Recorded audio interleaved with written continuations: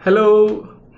Uh, Good morning, good afternoon, good evening, saan man po kayo naroroon sa dako ng mundo. I hope you're doing fine, and I hope today is gonna be a profitable day for you as it was or it is for me. Okay? So, 2 weeks ago, sinabi ko sa inyo na share ko sa inyo na meron ako in-open na trading account with 75 US dollars as the initial capital. And I have traded both on gold and in Bitcoin at the smallest lot size of 0.01. So now gusto ko kayong bigyan ng profitability update about my portfolio.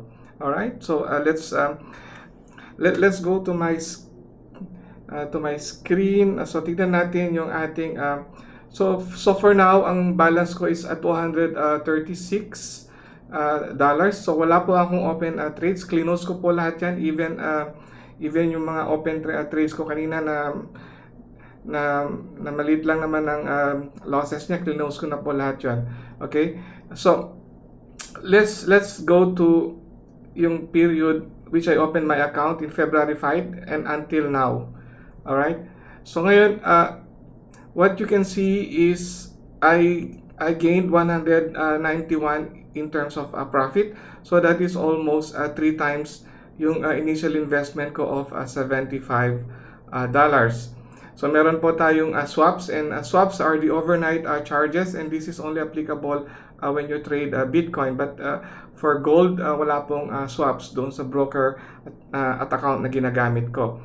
So that makes my total balance of 231.82.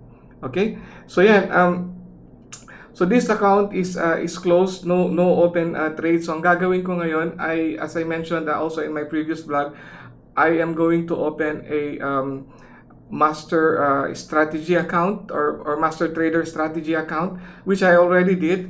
Ang gagawin ko ngayon is ilalagay ko ngayon itong perang ito, $200 into that account as my initial investment. And doon tayo mag-open ng trades at gagawin kong public. I-share ko rin na naman sa inyo yung status noon. Alright? So, antabayanan po ninyo, and I hope you invest and you ride the vessel of success through a forex market. Alright? So, bye!